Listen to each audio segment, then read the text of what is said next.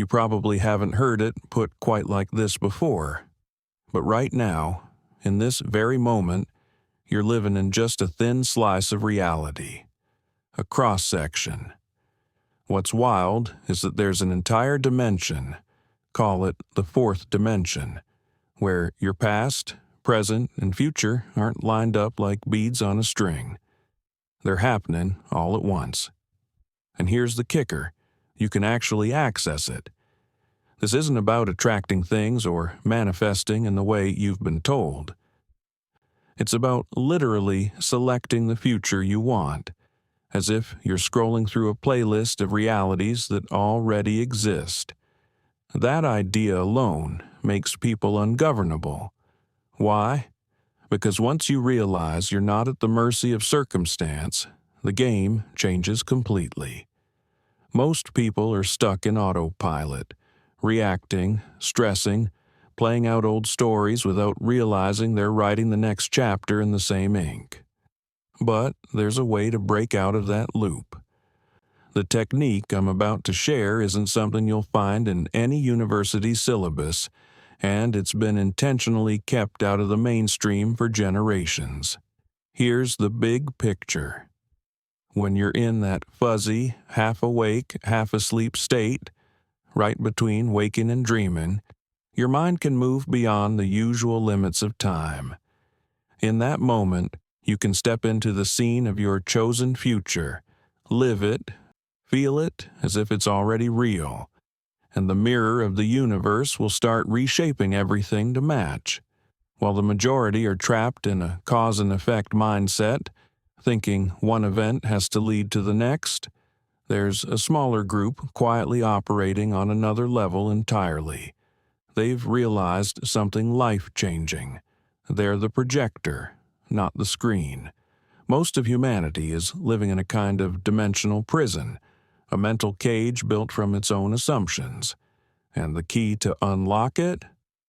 It's been sitting in plain sight this whole time, inside the mind of every single person. This isn't woo-woo fantasy. It's an exact, learnable skill for shaping reality, one that ancient masters understood and modern science is now brushing up against through quantum physics. The foundation is simple but radical. Time, as we normally experience it, is an illusion. In the fourth dimension, past, present, and future all exist simultaneously, and with the right mental approach, anyone can choose which version of the future they step into. One of the people who laid this out in the clearest terms was Neville Goddard. In the 20th century, he went public with ideas that most teachers kept behind closed doors. In books like Out of This World, he documented exactly how to test and use this ability for yourself. Why isn't this common knowledge? Because the second you understand that you can rewrite your destiny through deliberate imagination, the whole social control system loses its grip. You're no longer a passive citizen waiting for permission. You're the operator of your own life. Let's get one thing straight. There isn't some separate God up there deciding who gets what. Whether you call it God, the quantum field, the all, or universal consciousness, you're talking about the same thing, a perfectly responsive system. It doesn't judge, it doesn't play favorites, and it doesn't have its own agenda. It reflects back exactly what you project with absolute precision.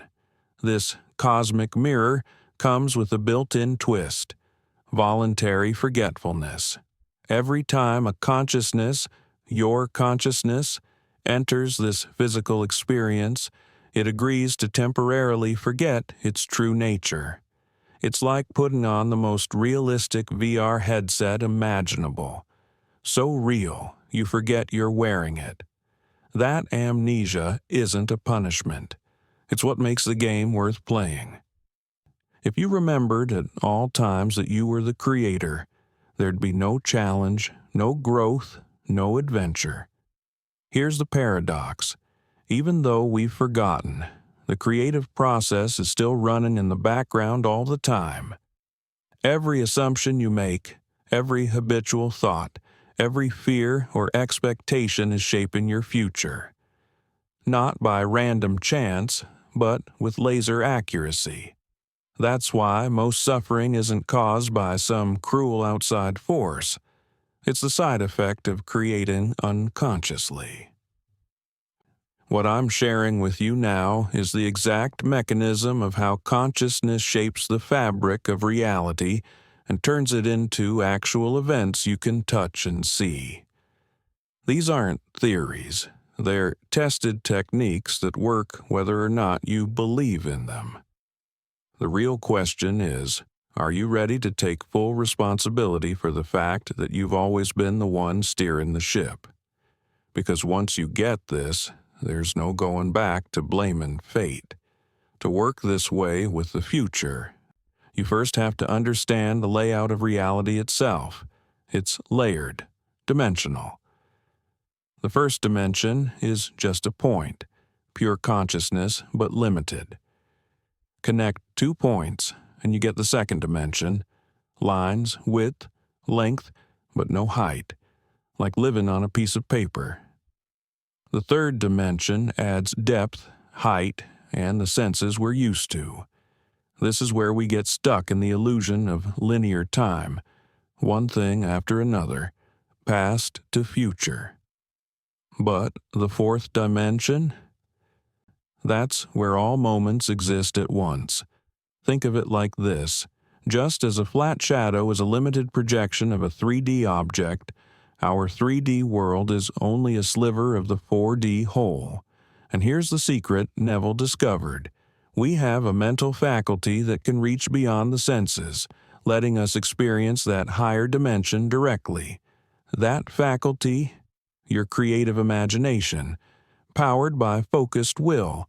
And no, I'm not talking about random daydreaming. This is targeted, deliberate, four-dimensional thinking. Every human has 2 very different modes of mind. One, natural focus, the physical sense mind, what some old texts called the carnal mind. It only believes what it can see, hear, and measure. It's the mind that says, look, this is how it is. It can't change. 2. A spiritual focus. The imagination-led mind directed by desire. This is what the ancient teachers called the mind of Christ, not in a religious sense, but as a description of a state of consciousness that knows it can create. The first mindset keeps you in the cave. Flashlight pointed at the walls, ignoring the sunlight outside. The second learns how to see beyond appearances and pick from the infinite possibilities waiting to be expressed. Developing that second vision takes practice. You have to wean yourself off the habit of trusting only your senses. That means training yourself to focus on the unseen until it feels just as real as what you can physically touch. When you sustain your attention on a chosen state, really living it in your mind, something happens. External reality starts bending to match, not because it's deciding to help you, but because it literally has no other option. It's a mirror, and you've changed what's standing in front of it. Your persistence is what forces the reflection to shift. Hold a new self-image with enough conviction, and the world reorganizes to make it true. On the surface, this looks like synchronicities, coincidences, unexpected opportunities, but underneath, it's just the 4D mechanism doing its job. This is what I mean by mental alchemy. It's the transformation of the raw, dull lead of your current circumstances into the gold of your desired reality. And the fuel for that transformation? Desire. Not shallow, fleeting wants. Deep, compelling desire, the kind that won't leave you alone. Desire is the engine that moves consciousness. Without it, you wouldn't even get out of bed in the morning. That's why it's pointless to try to kill desire in the name of being selfless. It's built into the system, the universe splintered into countless individual points of view, specifically so it could experience wanting, pursuing, and achieving through each one. When a real desire shows up, the kind that keeps your attention, you don't debate it. You recognize it as a sign that this future already exists for you in the fourth dimension. The only thing left is to claim it. And here's where the most misunderstood principle comes in. You claim it by assuming the feeling of the wish fulfilled. You live in it internally until the outer world can't help but catch up. This isn't pretending. It's selection. You're choosing a timeline the same way you'd choose a destination on a GPS. Once you lock it in, the system starts arranging the route. So why doesn't everyone already live like this? Why don't we all just snap into our ideal futures the moment we hear about this? Because of something built into the design of this place, the veil of forgetfulness. When you enter this dimension, you agree to temporarily forget who you really are. It's like stepping into a hyper-realistic game so convincing that you start thinking you are the character, not the player. And here's the strange truth. You wanted that. Because if you remembered every moment that you're the all-powerful creator, there'd be no point to the adventure. No stakes, no growth, no surprise. But even while we're asleep to our nature, the creative mechanism is still running. It never turns off. Every assumption you make, every feeling you sustain, is like a program telling reality what to show you next. The problem is, most people are running this system unconsciously. And just like a computer doesn't care whether your code is good or bad, the universe doesn't care if your assumptions are wise or destructive. It just runs them. That's why you see people repeating the same problems over and over. They don't realize they're in the driver's seat, and the wheel's been turning the whole time. Now, after years of experimenting, testing, and refining, certain people have mapped out a formula, a repeatable method for consciously entering the fourth dimension and selecting the future you want. This isn't one manifestation hack among many. It's the fundamental process that everyone who's ever mastered deliberate creation eventually discovers. Here's how it works. Step 1. Get razor sharp about your desire.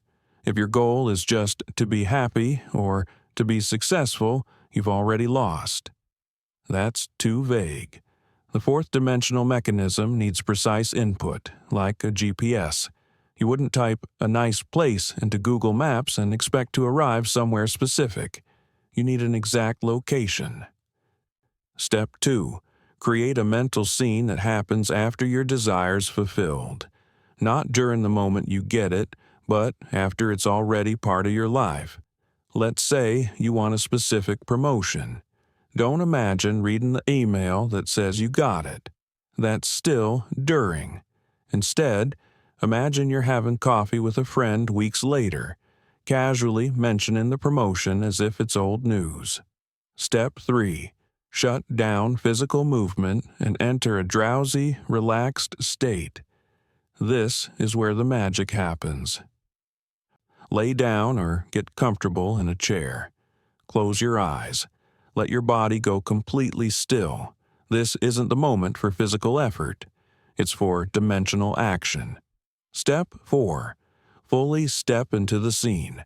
First person. Do not watch yourself in the scene like a movie. That's useless. You have to be in the moment, seeing through your own eyes. Feel the texture of the cup in your hand. Hear the sound of your friend's voice. Smell the coffee. Make it sensory rich until it feels like you could reach out and touch it. Step 5. Keep it simple and loop it. You don't need a Hollywood-length narrative. A short, condensed act, like shaking a congratulatory hand, slipping on a wedding ring, signing a key document, repeated over and over with full feeling, will burn it into your consciousness faster than hours of sprawling daydreams. Step 6. Use a short, powerful phrase if you struggle with visuals. If pictures don't come easily, you can replace them with words. In that relaxed state, repeat something that implies your desire is done. Thank you works wonders because it carries the built-in assumption that you've already received something. Or use it is done if you like a more assertive tone. Step 7. Drift to sleep in that state. Don't force sleep, but don't fight it either. Just keep looping the scene or phrase until you naturally drift off. The edge between waking and sleeping is the thinnest point in the veil, and that's when the selection locks in most powerfully. Now, here's what no one with a quick-fix mindset wants to hear. This requires sustained mental discipline. We live in an instant gratification culture. We're wired to check for results immediately. But this is seed planting work. A gardener doesn't dig up seeds every day to check if they've sprouted. Do that, and you'll kill the growth. You have to plant the seed in your mind and then let the universal mechanism work on it, even if your senses are screaming that nothing's changed. In fact, that's part of the test. Reality will keep throwing you the old story for a while.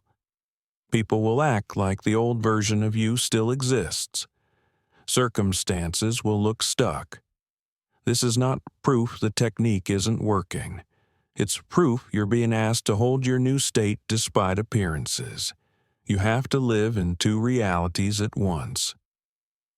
During the day, you go about your 3D life, work, errands, conversations, but when you practice, you inhabit the 4D reality where your desire is already done. This is not denial. It's applied dimensional engineering. And, just so you know, there are 3 main reasons people fail at this. 1. They're vague about what they want. 2. They watch themselves instead of being themselves in the scene. 3. They quit too soon when the outer world doesn't change overnight. When you stick with it, something powerful happens.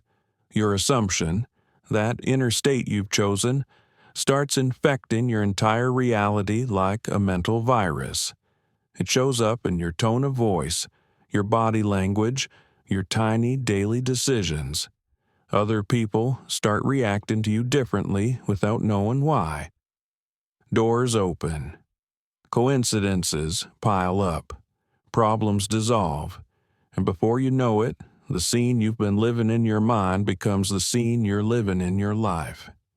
Skeptics will call it luck, or they'll cherry-pick examples to say you're just noticing what you want to notice. But once you've experienced it, you know exactly what's happening. It's the 4D selection mechanism doing what it always does, matching your inner state to your outer world. And here's the part that scares most people. If this is true, there's no one else to blame for your life. No economy, no politics, no astrology chart, no karma, no luck. The future isn't fixed.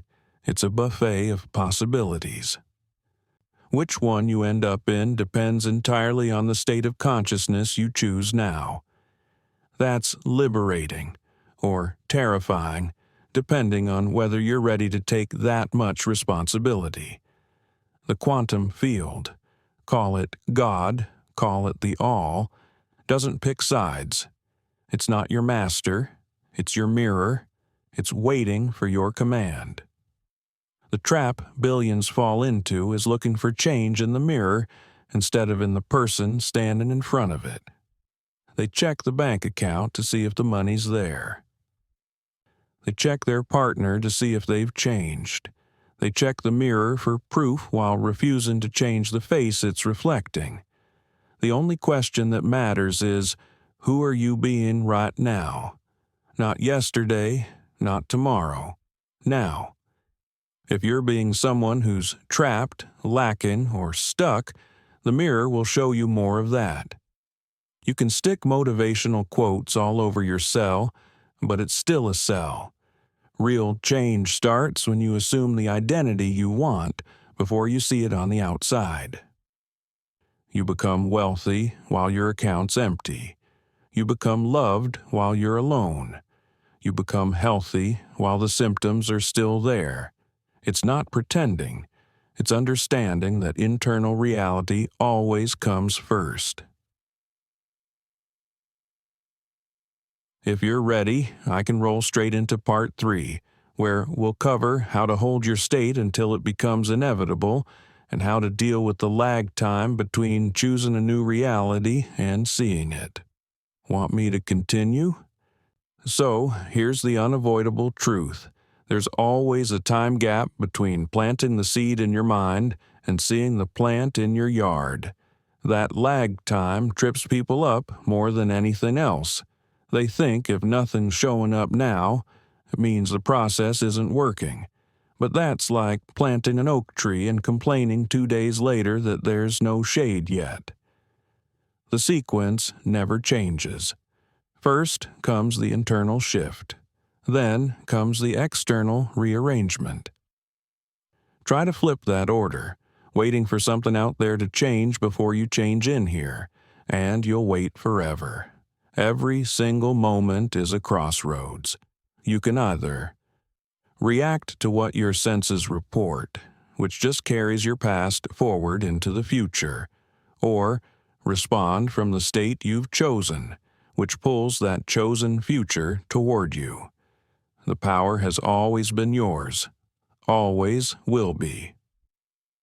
The ability to think and feel four-dimensionally isn't some special talent for mystics. It's built into everyone. The only reason it feels foreign is because we've been conditioned out of using it. And here's what's crazy. The instructions aren't even complicated. Everything I've told you here isn't theory. It's operational. It's a set of steps for walking yourself right out of the prison of linear time. We live in a mental universe. Consciousness is the raw material. Imagination is the tool. The real world you see is just the effect, never the cause. That's where most people mess up. They try to change effects by pushing on other effects. It's like rearranging the reflection in the mirror without touching the object in front of it. The moment you get that, only by changing your inner state can you change the outer one. That's when you wake up. But here's the strange paradox of our time. The deepest, most guarded knowledge in history is now freely available. The problem?